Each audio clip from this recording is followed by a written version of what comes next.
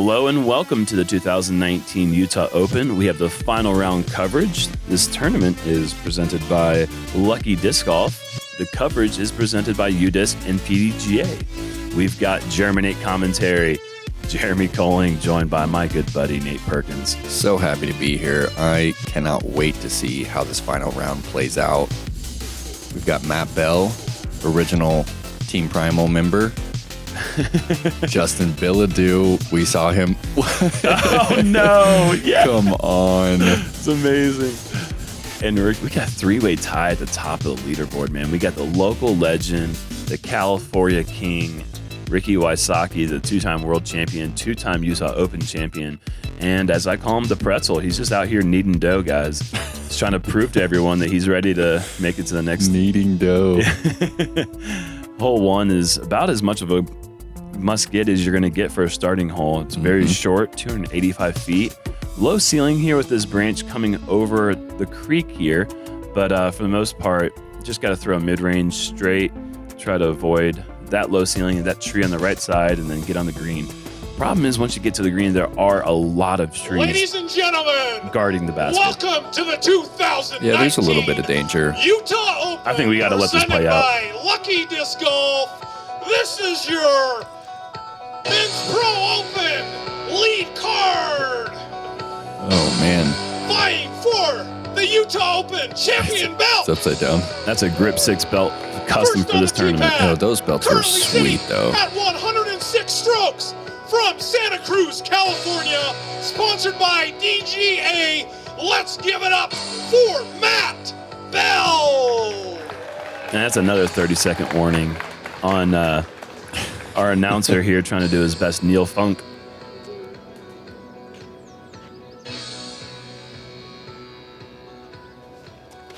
And Bell, that's a little high. It's got to get through.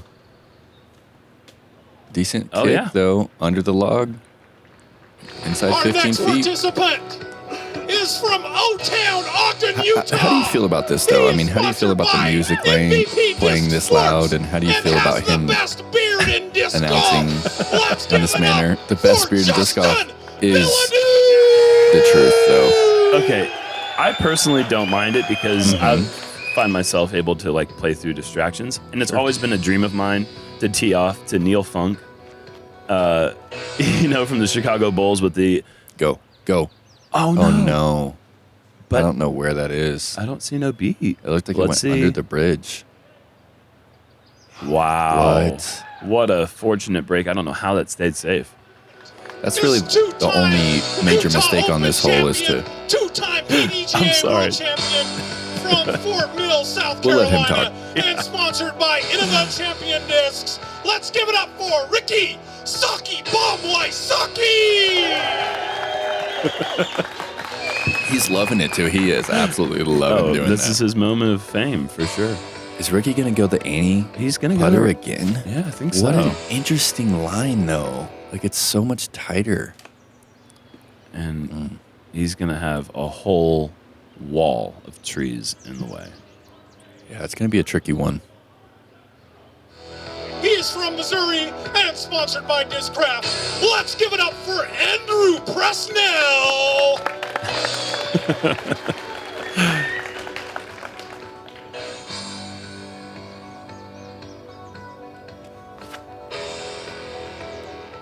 Andrew with that perfect looking wide line. Oh no! Catches that tree right by the. Are you serious? That was the best looking drive of the group. That one did look nice. It was hyzering in. But just a bit wide, and he's going to have to go to a drop zone. And not really many flutters on that one. Oh, wait, never mind. It fluttered the entire way. Yeah. I mean, it still had a chance, though. Yeah, is he on top of the bridge? Yeah, he is. So he takes his life from the top of the bridge? You just like that, right out the gate. This is he going to let the fist pump? The pre-raise? He didn't know. Okay, he waits for that one to go in. All right. But there it is, the fist Clemens of in the glory. background? Chris Clemens and Jordan Castro, Like, not playing in the tournament, just came through. Chris Clemens look alike. No, it is definitely Chris Clemens. Oh, no. And you can see the bunker that is the green here. Even Matt Bell with the best drive of the group is going to have Tricky putt, but able to stab that one in there for the birdie on hole 1. I'm really excited to see Matt piece this course apart. He's just one of those players that really just goes all out every time. Yeah. I mean, he's not laying up. He's not playing safe. He's going for the pin every single time. And he's got one of those putts that he can hit it from really anywhere. Yeah, and we see that with Justin Bilodeau, too, the local. So, I mean, we got a tie atop the leaderboard with Justin, Bilodeau, Matt Bell, not Ricky Wysocki. This is exciting stuff here, folks. Hole 2, not as exciting because it's 172 feet. You just got to really avoid these trees here and not go be long in the street. It was the easiest hole in round 2. Oh, was it? But it's only the second easiest. That is definitely not the drive that Matt was looking for. Did it get over? Yeah, he got over the creek, but that's going to leave probably 35, 40 feet. And the conditions are extremely calm, so... That looks a little fast and a little wide. Again, that's leaving a lot of meat on the bone for a hole that's only 172 feet. Ricky playing the pig. Ricky does not like it. Well, that'll be 30 fine. 30 feet away, though. Yeah, that'll be fine.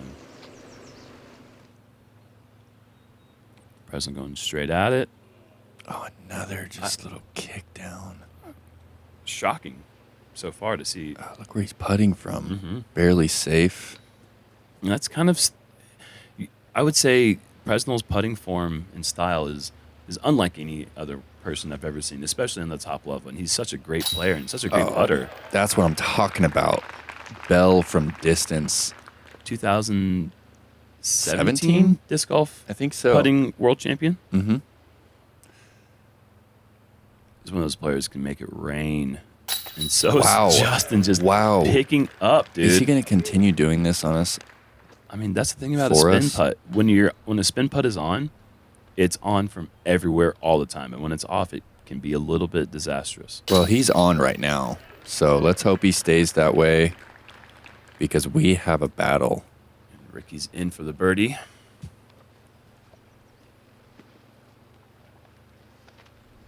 Andrew's just got to feel like he's just bleeding the strokes right now. Mm-hmm. I mean, Bell and Bilodeau are 2 through 2, and he's 1 up through 2. And just like that, he was 1 back off the lead, and he's 4 back. Yeah. Just in 2 holes. Hole 3, par 3, 516 feet. Hardest hole in the day, averaging the exact same score as round 2 at 3.91. It really is kind of one of those, I'm going to call it is a par 3, but it's kind of a tweener. We only saw 1-2 in round 2. I mean, how many people are actually going for the pin? I would say probably... Well, Bell's certainly going for the pin with that line. That's a new one. I have not seen the Anheuser approach yet. Mm-hmm. It looks great. I don't think he's going for the pin still. I think he's just trying to get across the creek, and that's the play. If you want to get over to the left side of the creek, as long as you're not too deep in the woods, you'll still have some trees in the way. The only way that you can really guarantee yourself a 3 is to throw it pin high somehow. And Bilodeau, we saw this in round 2. It has plenty of distance. Oh, no. Just too wide. It just turned over too much. And something that you actually can't see here is this tee pad's a little tricky. You've got to kind of drop down onto the pad. Yeah. And because it's a 515-foot hole, you really need a pretty healthy run-up. Oh, my. Wow. What? Ricky just chunks that boss all the way there. Oh, my gosh. On pure hyzer. That's an extraordinary drive. He's throwing that thing so well this tournament. It's so hard to get a real feel for how far this hole plays. And I totally think you're right. I think that the run-up on this hole makes it even more challenging because you need that length into the run-up to be able to get... And you see Justin going for the wide sidearm. This is such a tricky drop zone. There's so many trees to navigate. It's hard to even pick a line. Yeah. He'll have a putt for his bogey 4. A 4 doesn't feel too bad on this one. Bell is running for it. Oh, man, he's dialed. You know what? He was closer than I thought I would. He was going for it, dude. I'm telling you. He may have been going for it off the tee. I mean, I'm not. He doesn't lay up. Yeah. It's not even an option in his mind. Right. that's why he's one of those players like we were talking about that, you know, he's kind of got larger swings than, you know, a few of the other top guys. He wins a lot of bigger tournaments, but he also, oh man, the first time I think we've seen Justin's putter hit the ground in 2 days. Yeah. And Ricky, once, just incredible drive. See how high he got his leg from that distance still? I mean, it's 20-footer, but he's still just making sure he gets it enough. And Calvin Heimberg, the other player in the field.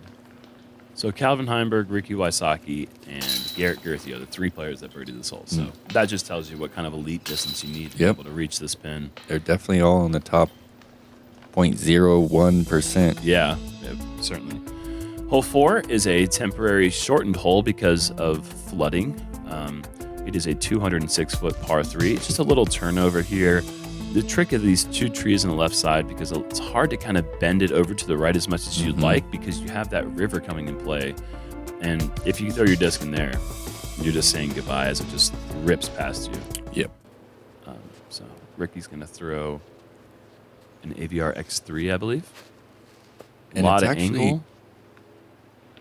It's actually another somewhat difficult tee pad. I mean, this is a temporary pad, like we mentioned in round 2, that this is not the hole that they intended us to play, but because of some serious flooding, they had to put this. Oh, wow. Gets that the love. was very fortunate. That was definitely heading towards the river. Yep. There is a lot back there on the green that can catch the disc, but no, you're totally right. This tee pad is very grippy. It's not exactly what the teeing surface you'd like. This is looking pretty wet. I thought that was going to be good, actually. It looked good. He's going to be able to retrieve his disc. One of the very so it's few OB that were, still. Yeah. There's a lot of calls like that. There's a lot of brush on the edge of the river. Oh, that's way too wide. Oh, no. You're bringing 4 into play on a hole that needs to be 2'd. Yeah. Go. Don't roll. All right, so he's got a circle's edge putt to save par. And Ricky from about 45 feet. Off the band. This is connected to land. It's not like it's... Right, Yeah. But if he was out there in the middle with that connected to land, he'd be out as well, right? Yeah, as long as there's water that goes 360 degrees around the disc, then it is out of bounds. I mean, you could take a picture of it. A lot of people. No, you can't no do that. pictures. You can't do that. That is out of bounds. Justin for par, and he is able to keep the hot putter going. That stroke Showing off the fist of glory. is on this week. And Matt Bell is going to be able to extend his lead. Oh, not extend. He's just taking the lead again because Ricky tied it up in the last hole. But back to a 1-stroke lead. And that's going to, just like that, Justin Bilodeau is 3 strokes back. Love getting outside and challenging yourself to become better? How about spending time with family and friends, or just marveling at the pure joy of flight? Then you've come to the right place at the right time. Join the PDGA.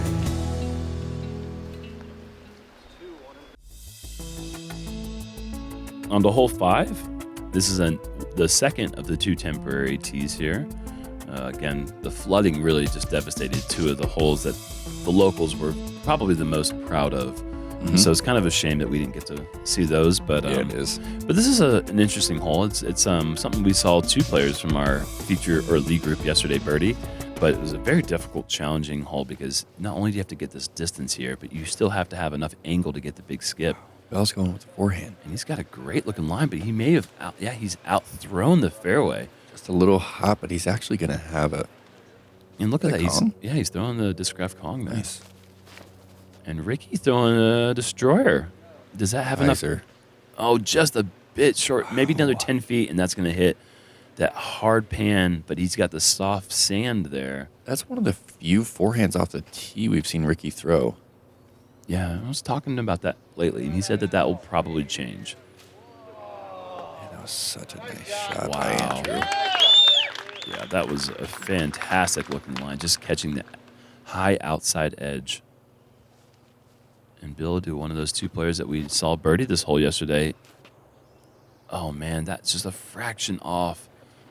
That was really a great line once again. Just a foot higher maybe, and that would have been way up. Higher, a little bit more hyzer, and he would have got the skip off the dirt that he needed. Mm-hmm.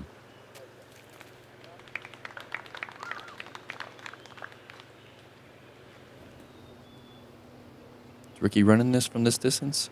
I think so. Okay, maybe not. Yeah, I would have said Maybe no. He knows that there's plenty of holes. There's no need to do anything silly, you know. He's only down one stroke.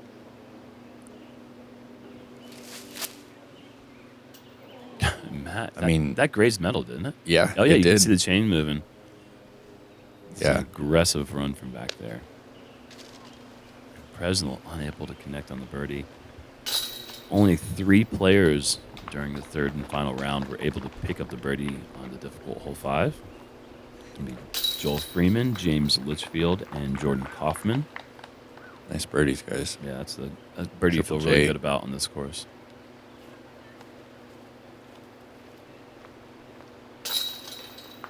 I like it. It's one of those holes. It doesn't require any luck. Like, if you birdied this hole, you threw a great shot, you hit your line, and you got up there. There's no way to, like, peek through any of the other holes, you know, and it's a fairly open hole getting into the pin, so it's a nice feeling birdie.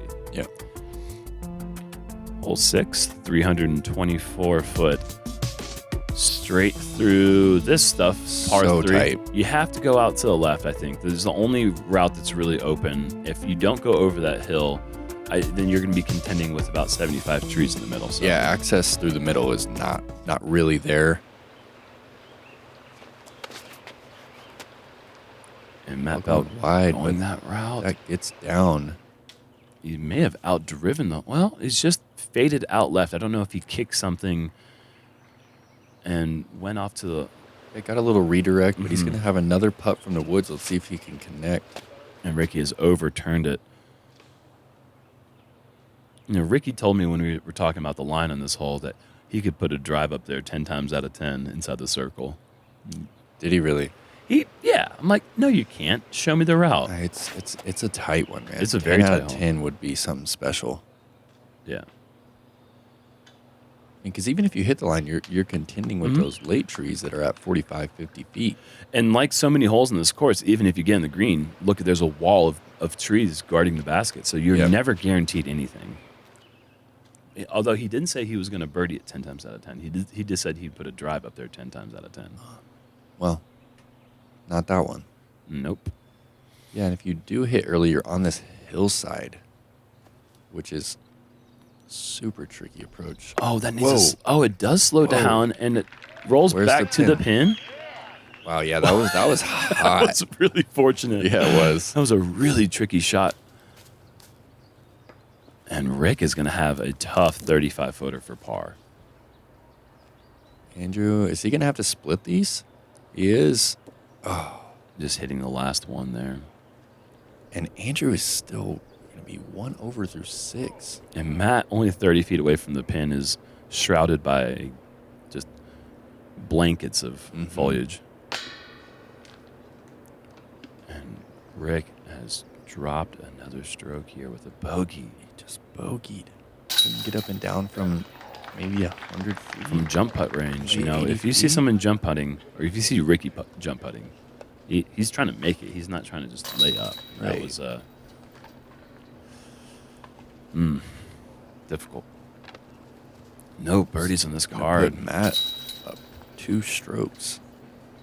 Hole only averaged 3.04, which is surprising me because I didn't think that many people would be able to pick up the birdie, but there was a ton of pars, not many birdies, not many bogeys, just kind of played right there in between. Hole 7 is a 297-foot backhand hyzer.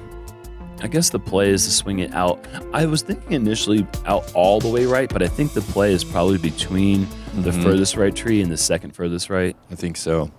You can kind of see that little sliver of those 2 big trees, just as Matt is Just doing in right front of it. here. And that is going to be out of bounds. And if the spotter doesn't pick that up quick,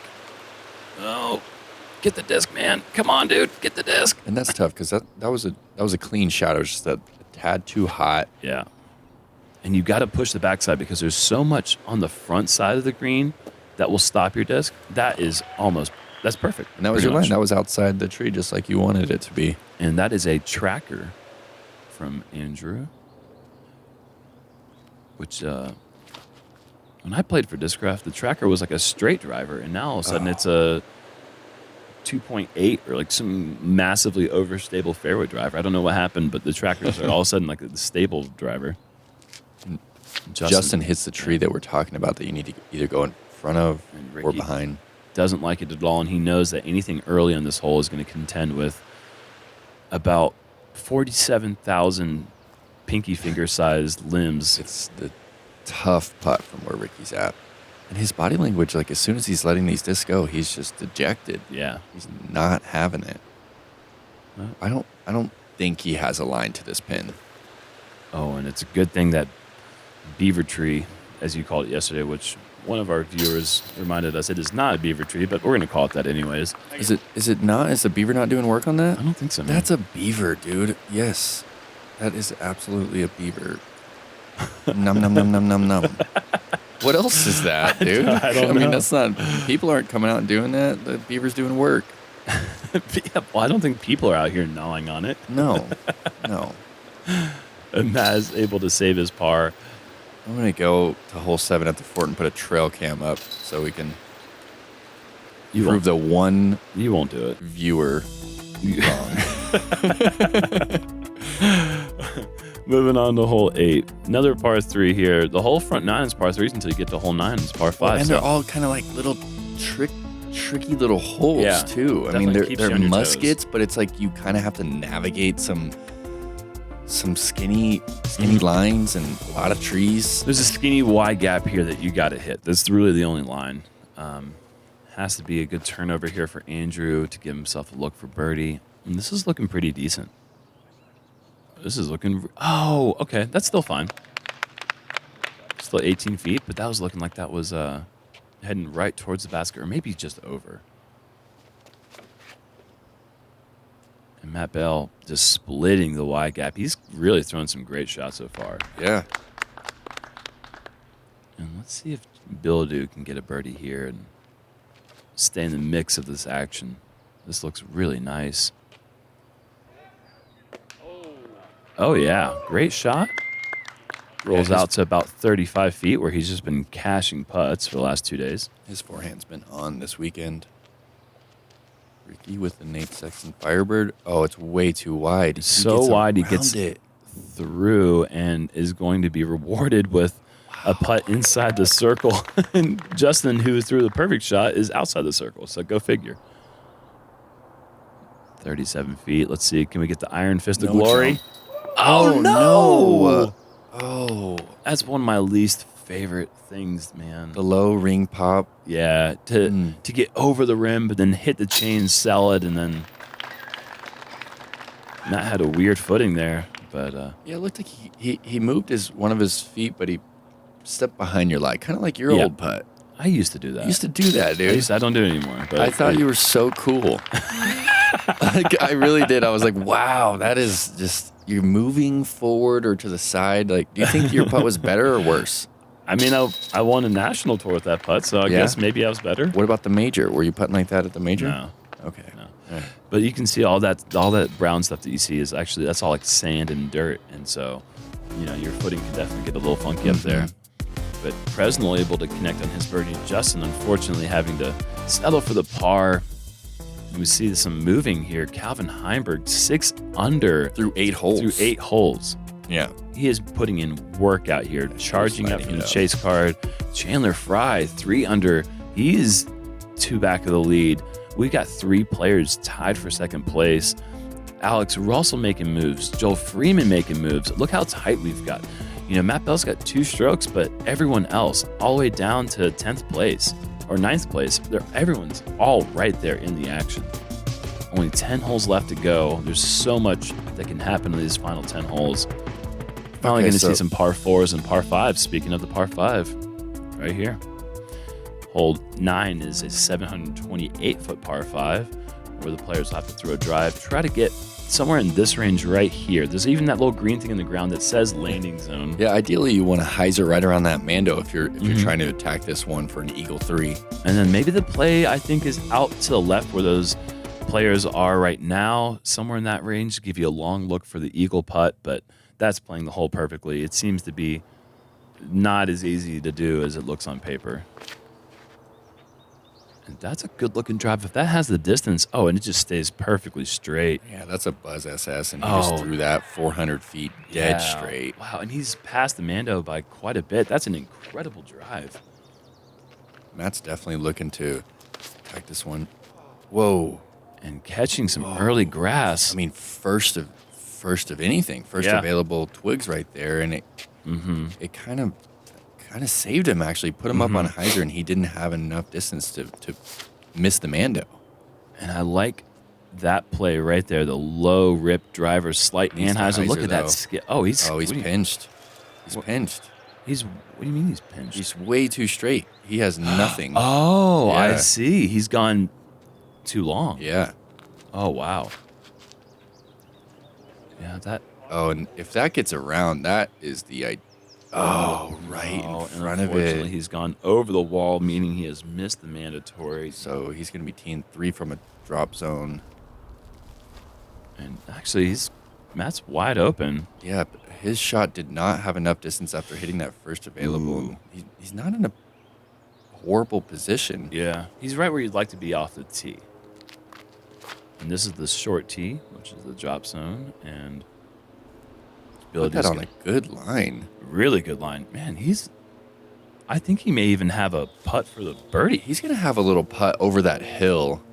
Access to this green is pretty limited. Mm-hmm. You can either go that left route, which Andrew just tried, or this right route, which I think Bell is trying right here. No, he's actually just... Yeah, he's trying to head out to the left side. That's the best play. I think that opens up a very open gap. If not, if you go right, then you're going to have that hill to contend with, and you can see Ricky, even with the perfect drive, wants to go tricky. Unbelievable. Ricky. He goes vertical 120 feet. And, wow. Beautiful. Look at that. That's one way to for it. Yeah, that's incredible. Andrew with the rare forehand. You don't see that from him very often. He'll have a putt from a hole 10 sign marker.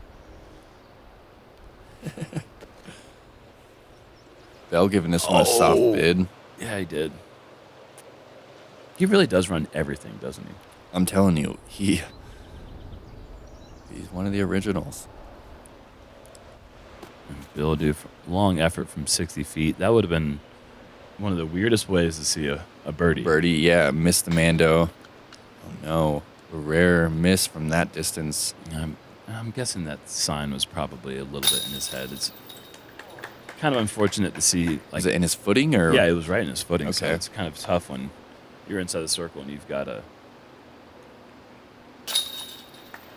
post right there at your feet. And Bell in for his par, great par save. And Ricky getting his stroke back. And there it is, the front 9 of the final round of the 2019 Utah Open. It's come to an end, and we see Matt Bell with a 1-stroke lead over Ricky Wysocki, and Andrew Presnell and Justin Bilodeau tied at 11 under, only 4 strokes back. Look at that trophy, though. I think it's one of the coolest trophies I've ever seen. It's well done, so cool.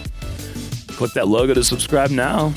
Be sure to join us for the final 9 holes of the 2019 Utah Open presented by Lucky Disc Golf.